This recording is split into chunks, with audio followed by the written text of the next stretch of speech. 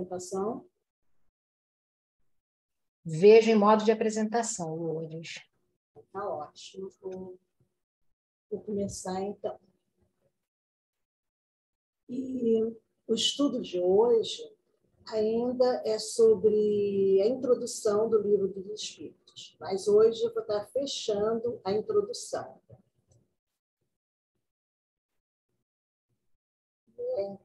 Deixa eu tirar vocês aqui de cima.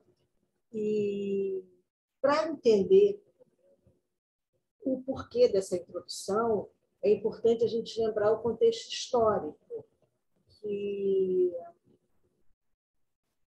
o Livro dos Espíritos foi o primeiro livro que o Kardec escreveu, compilou, das respostas dos espíritos, e ele estava trazendo algo novo.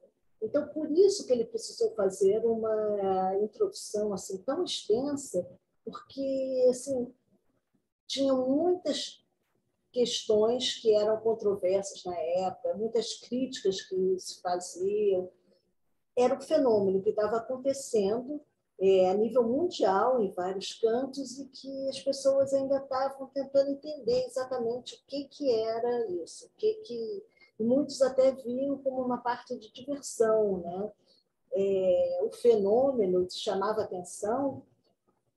a atenção do Kardec para um estudo sério que ele fez de entender que havia uma inteligência por trás disso, mas para a maioria da população que via o que estava acontecendo era quase como um circo, um espetáculo para ser assim, diversão. E por isso, então, ao fazer esse primeiro livro que ele coloca, o Livro dos Espíritos, ele precisa colocar algumas questões para uniformizar a linguagem. Então, no item 1, ele fala que para se designarem coisas novas, são precisos termos novos. Assim o exige a clareza da linguagem. Para evitar a confusão inerente à variedade de sentido das mesmas palavras, os vocábulos espiritual, espiritualista, espiritualismo têm acepção bem definida. Com efeito, o espiritismo é o oposto do materialismo, o espiritualismo, porque o espiritualismo então já era uma palavra que existia. E por que então ele não usa isso? Porque já tem um sentido que já era empregado. Em oposição a materialismo, tinha o espiritualismo. Quem quer que acredite haver em si alguma coisa mais do que matéria é espiritualista. Não se segue daí, porém, que creia na existência dos espíritos ou em suas comunicações com o mundo visível. Em vez de palavras espiritual, espiritualismo, empregamos para indicar a crença a que vimos nos referir os termos espírita e espiritismo, cuja forma lembra a origem e o sentido radical e que, por isso mesmo, apresenta a vantagem de ser perfeitamente inteligíveis. Aí, deixando o vocábulo espiritualismo, a acepção que ele já tem.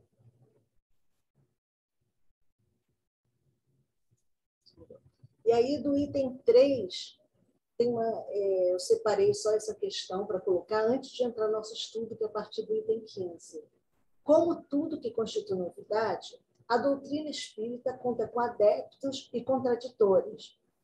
Vamos tentar responder algumas das objeções destes últimos, examinando o valor dos motivos em que se apoiam, sem alimentarmos, todavia, a pretensão de convencer a todos, pois muitos há que creem ter sido a luz feita exclusivamente para eles.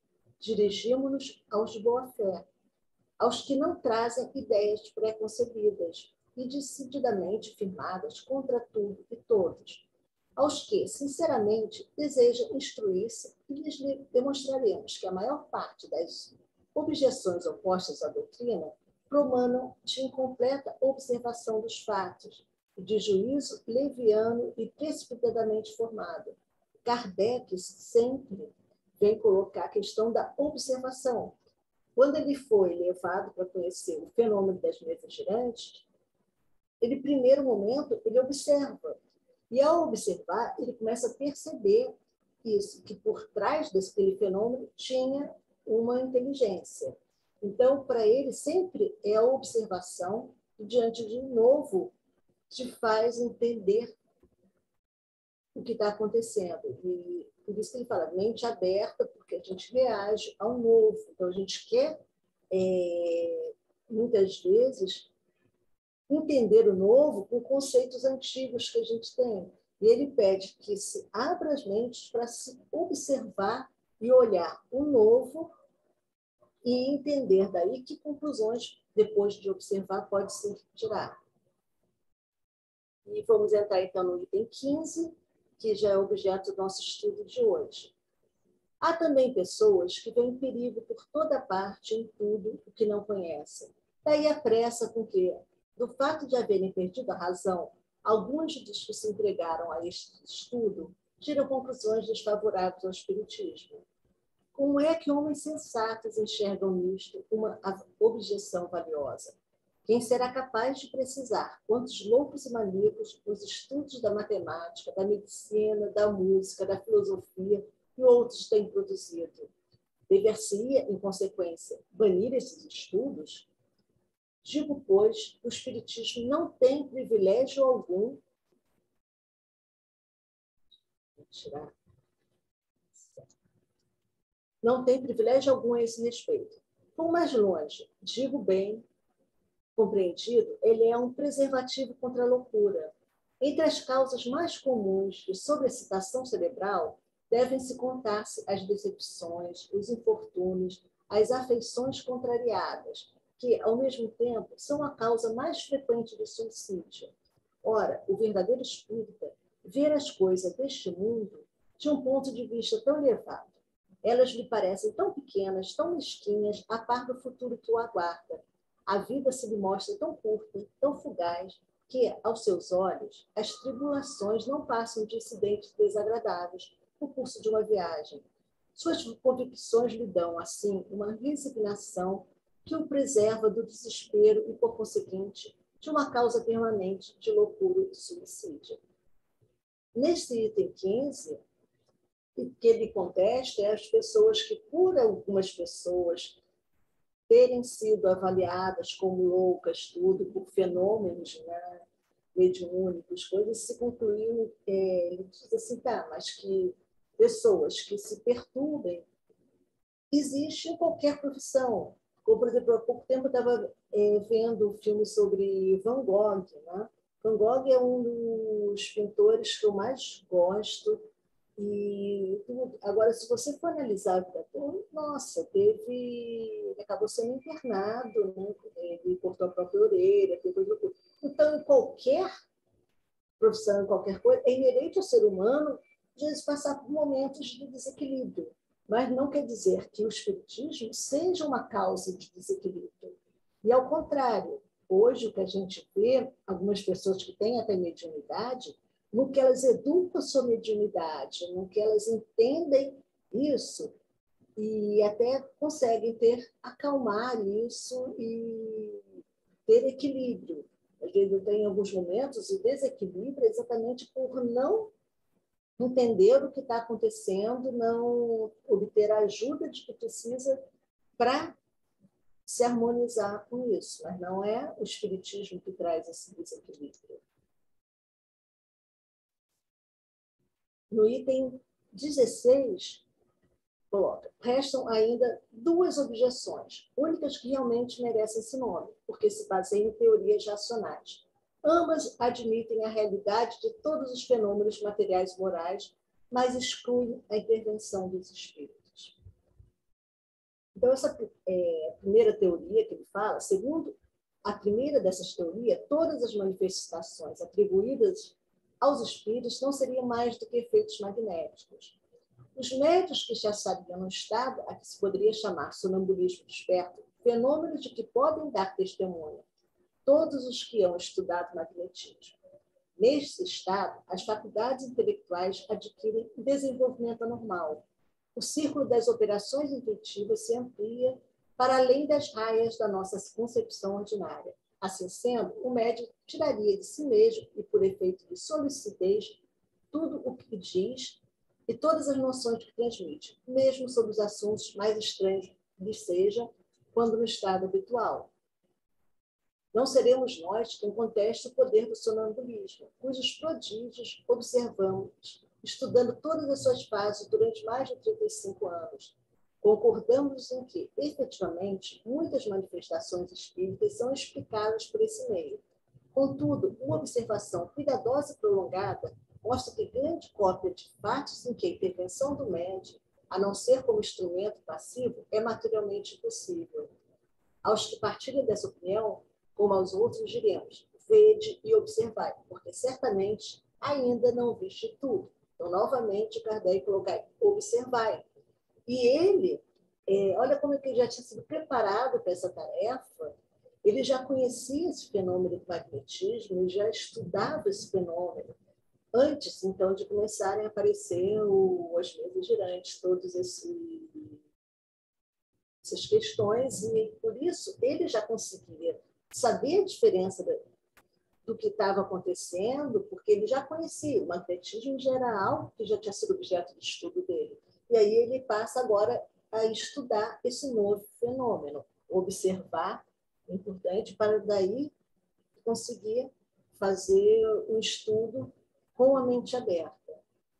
Opor-lhe-emos em seguida duas considerações tiradas da própria doutrina deles. De onde veio a teoria espírita? É um sistema imaginado por alguns homens para explicar os fatos? De modo algum. Quem, então, a revelou? Precisamente esses mesmos médiuns cuja lucidez exaltai. Ora, se essa lucidez é tal que a supontes, por que teriam eles atribuído aos espíritos o que em si mesmo aurífico? Como teriam dado sobre a natureza dessas inteligências extra-humana as informações precisas, lógicas e tão sublimes que conhecemos?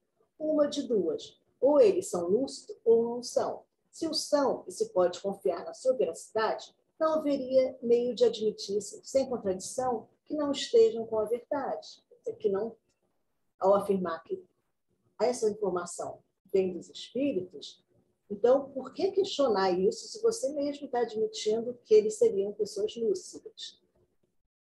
E aí o segundo, assim, aqui, em segundo lugar, ele pega aqui a parte eu vou trazer para, ainda em questão dessa, porque a gente ainda está debatendo esse ponto, se seria magnetismo ou realmente uma revelação dos espíritos.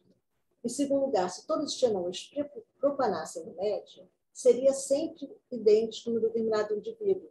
Jamais se veria a mesma pessoa usar de uma linguagem disparatada, nem exprimir alternativamente as coisas mais contraditórias. Esta falta de unidade nas manifestações obtidas pelo mesmo médium prova a diversidade das fontes. Ora, desde que não as podemos encontrar todas nele, forçoso é que as procuremos fora dele. E vou trazer agora uma questão do livro dos médiuns, tá? No capítulo 19, o item 223. As comunicações escritas ou verbais também podem emanar do próprio médium, do próprio espírito encarnado no médium. A alma do médium pode comunicar-se como a de qualquer outra. Se goza de certo grau de liberdade, recobra suas qualidades de espírito. Tendes a prova disso as visitas que vos fazem as almas de pessoas vivas, as quais muitas vezes se comunicam convosco pela escuta, sem que a chameis. Porque, ficais sabendo, entre os espíritos que evocais, alguns há que estão encarnados na terra. Eles, então, vos falam como espíritos e não como homens. Porque não haveria de se dar o mesmo com o médium? Aí ele coloca a questão do animismo. Sim, que pode existir animismo, mas que isso não explica todos os fenômenos.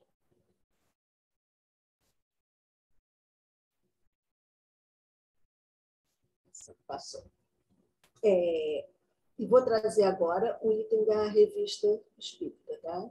Segundo Allan Kardec, quando apareceram os primeiros fenômenos espíritos, algumas pessoas pensaram que essa descoberta, se podemos aplicar esse nome, ia desfechar um golpe fatal ao magnetismo, e que com ele ocorreria o mesmo que aconteceu com as demais invenções.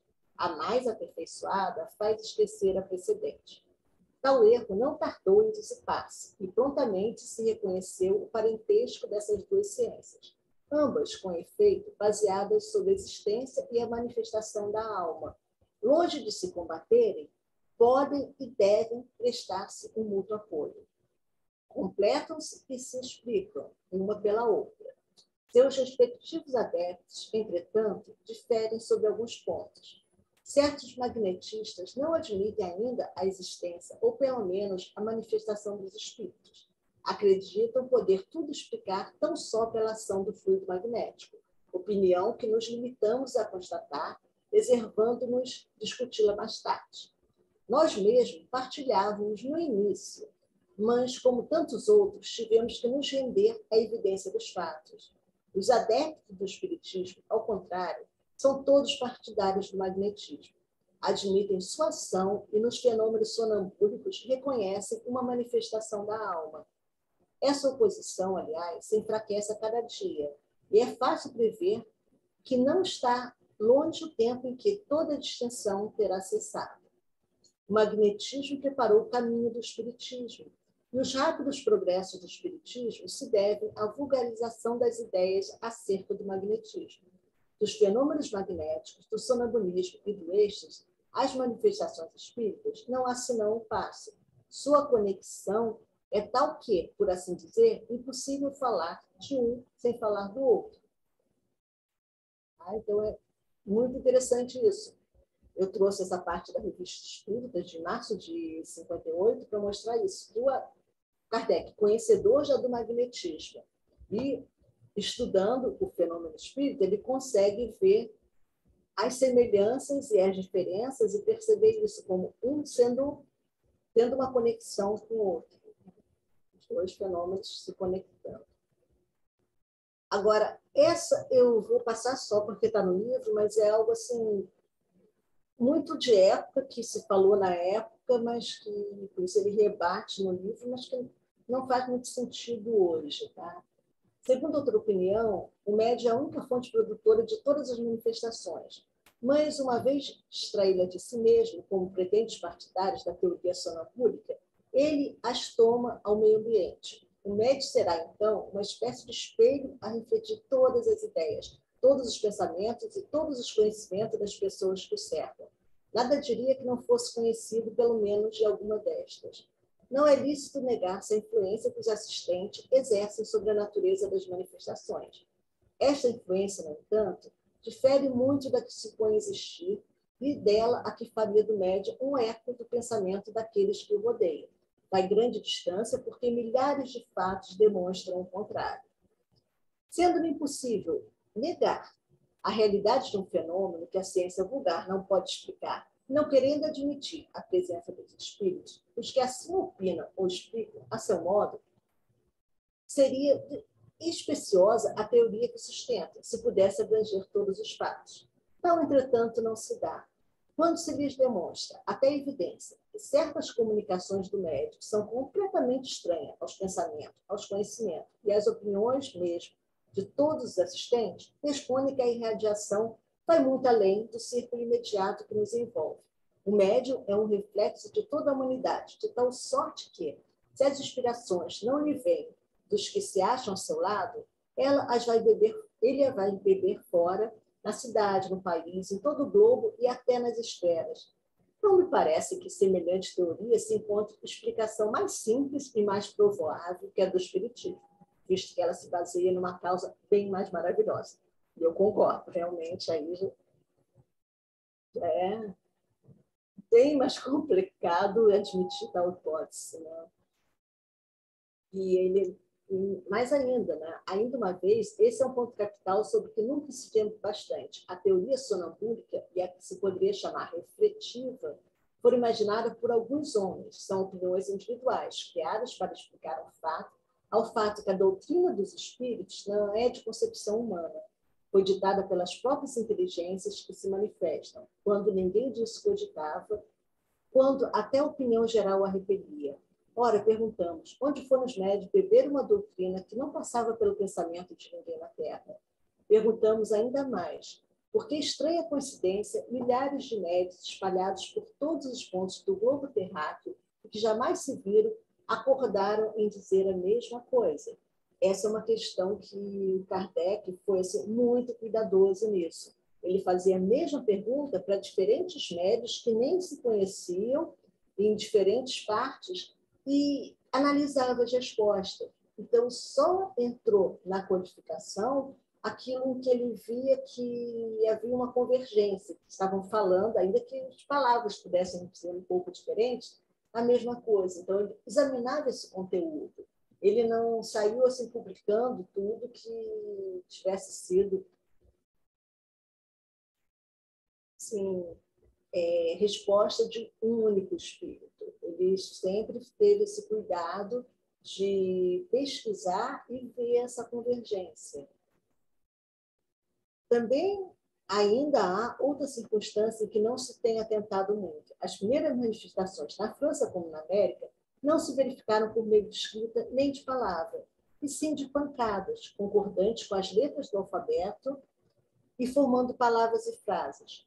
Foi por esse meio que as inteligências, autoras das manifestações, se declararam espíritos. Ora, dado se pudesse supor a intervenção do pensamento dos médios nas comunicações verbais e escritas, outro tanto não seria lícito fazer-se com relação às pancadas, cuja significação não podia ser conhecida de antemão. Tá? A gente pensa hoje que a gente conhece, né, como psicografia, tudo, foi bem diferente do que aconteceu no começo. Então, no começo, imagine quando começou com as pancadas, criaram, assim, até era letra por letra que se via, né, se ia perguntando pelo alfabeto. Aí, assim, houve um grande processo que não faz parte, então, desse estudo aqui, até se chegar à conclusão de que houve pranchetas, né, a escrita que é hoje, na psicografia de hoje.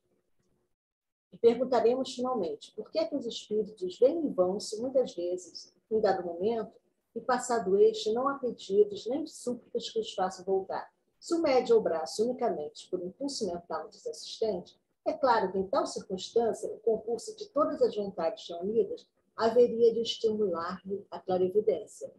Desde, portanto, que não cede ao desejo da Assembleia, corroborado pela própria vontade dele, é que o médium obedece a uma influência que lhe é estranha e aos que o cercam, influência que, por esse simples fato, testifica de sua independência e da sua individualidade.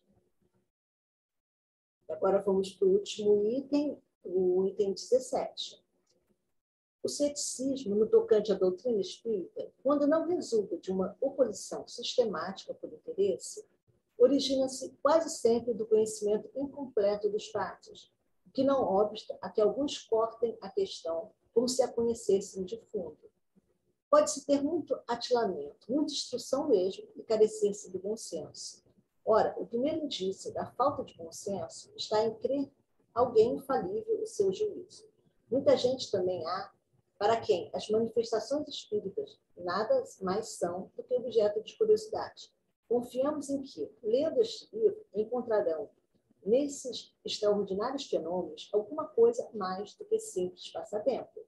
É o que a gente comentou logo no início. No começo, algumas pessoas aproveitavam, era um fenômeno que acontecia em salões de bares, nas mesas girantes, e assim, se reunia, às vezes, em volta, assim, como brincadeira, aquela pergunta disso que na infância algumas pessoas já fizeram, as brincadeiras do copo, tudo, que não deve ser feita, tá? Porque realmente, ainda mais hoje, que a gente sabe que, na época, isso até a espiritualidade permitiu que esses fenômenos acontecessem em tal grau, para chamar a questão sobre o que estava acontecendo, sobre o novo, para essa mudança, para essa revelação que vinha. Mas hoje, assim, toda parte de mediunidade deve ser muito bem cuidada, tudo. Porque se você faz isso em tom de brincadeira, você está, na verdade, atraindo, não que você não esteja, não sejam espíritos que venham falar, sim, mas um espírito elevado, tudo, não vai se prestar para algum tipo de brincadeira. Então, os espíritos que você vai estar trabalhando nesse momento são espíritos zombateiros ou espíritos até mal intencionados. Então, assim, muito cuidado com brincadeiras, assim, com a seriedade com que se deve tratar o fenômeno. A ciência espírita compreende duas partes: a experimental, uma relativa às manifestações em geral, filosófica, outra relativa às manifestações inteligentes. Aqueles que apenas hajam observado a primeira se acha na posição de quem não conhecesse a física senão por experiências recreativas, sem haver penetrado no âmbito da ciência. A verdadeira doutrina espírita está no ensino que os espíritos deram.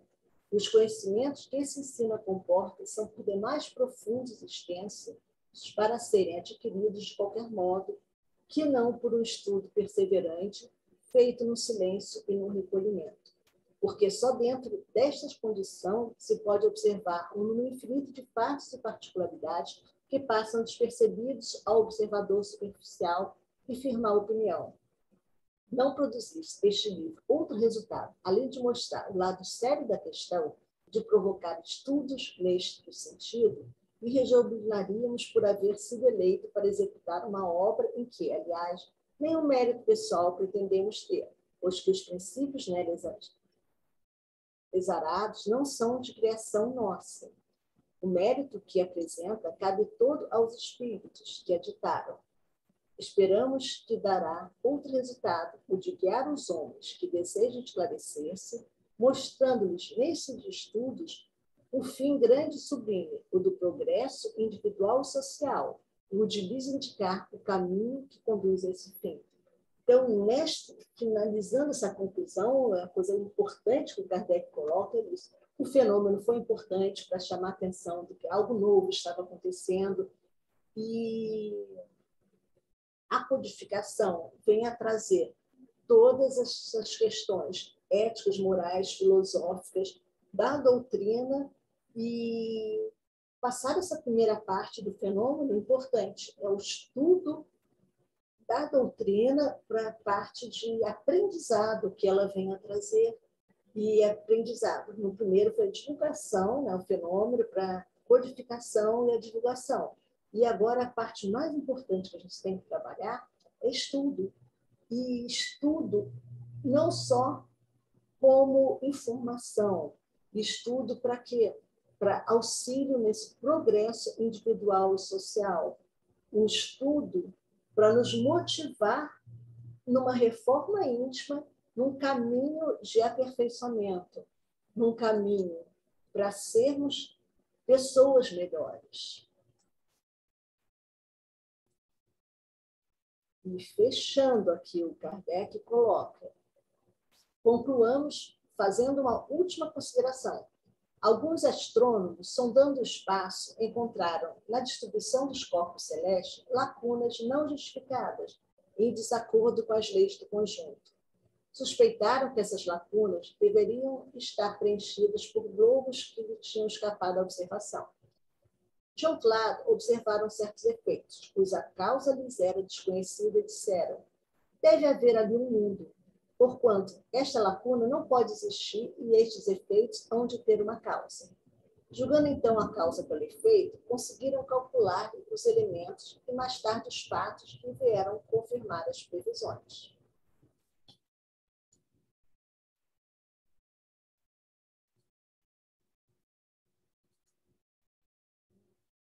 Apliquemos este raciocínio a outra ordem de ideias. Se se observa a série dos seres, descobre-se que eles formam uma cadeia sem solução de continuidade, desde a matéria bruta até o homem mais inteligente. Porém, entre o homem e Deus, alfa e ômega, de todas as coisas, que imensa lacuna. Será racional pensar-se que no homem terminam os anéis dessa cadeia e que ele transponha, sem transição, a distância que o separa do infinito? A razão nos diz que entre o homem e Deus outros elos necessariamente haverá, como disse aos astrônomos que entre os mundos conhecidos outros haveria desconhecidos. Que filosofia já preencheu essa lacuna? O Espiritismo não-la mostra preenchida pelos seres de todas as ordens do mundo invisível. E estes seres não são mais do que os espíritos dos homens, nos diferentes graus que levam à perfeição. Tudo então se liga, tudo se encadeia, desde o alfa até o ômega. Vós que negais a existência dos espíritos, preenchei o vácuo que eles ocupam. E vós, que ride deles, ousai rir das obras de Deus e da sua onipotência. Então, como associado ao que a gente acabou de falar no slide anterior, a doutrina vem trazer assim, conhecimento para que a gente busque essa reforma íntima e o aperfeiçoamento. Esse aperfeiçoamento está nesse conceito de que evolução é algo constante, a mudança sempre, tudo está em transformação. Fomos criados simples e ignorantes, mas seremos espíritos perfeitos algum dia, em bilhares, milhares, não sei quantos séculos, mas a gente vai caminhar para lá. Quer dizer, esse caminhar é lento, a gente não consegue ter ideia assim, de quanto ainda falta disso, que distância separa a gente, que fala assim, estamos mais próximos ao homem primitivo do que a um espírito celestial. Tá? Essa distância é muito grande. Mas a gente chega lá, é um passo de cada vez, é seguindo. E ele mostra, então, que tudo isso está dentro desse universo em constante transformação, sendo que a regra é essa mutabilidade. Tudo vai progredindo, tudo evolui. E, com isso, ele encerra a parte da introdução. E aí também eu encerro o meu estudo de hoje. Muita paz. Lourdinha, muito útil para a gente relembrar as palavras e os conceitos de Kardec, né? Muito obrigada por compartilhar conosco os resultados do seu estudo. Eu vou só te explorar mais um bocadinho, pedir para você fazer a oração para a gente encerrar a reunião e também relembrar todos aqueles que são passistas da casa, que, por favor, se coloquem à disposição da espiritualidade para que a gente possa fazer irradiação, tá bem? Então, quem quiser fechar os olhos, vamos elevar o pensamento ao alto. Senhor Deus, Mestre Jesus, Maria, Mãe amada, João Batista, patrono de nossa casa. Obrigada por mais essa oportunidade de estudo, estarmos aqui reunidos online, podermos tentar entender essa doutrina tão linda que nos traz conforto, acalma nossos corações e nos dá esperança. Esperança de sermos melhores a cada dia, de podermos acreditar num mundo mais igualitário, num mundo sem tanta desigualdade, em que esse sentido de irmandade, fraternidade, possa existir em todos os corações. Fica conosco, Senhor, agora e sempre. Devolvo a palavra para Deus. Damos por encerrado a reunião pública evangélica doutrinária da tarde de domingo. Que vocês fiquem conosco ao longo de toda a semana. Graças a Deus. Graças a Deus. Obrigada, Lourdes. Valeu. Terminamos antes do temporal, né? A Florinha falou que lá em São Paulo já está chovendo, né? Exatamente. Aqui também já está caindo água. Estou na Tijuca Então, e já ela está não caindo interrompeu água. a gravação. Opa.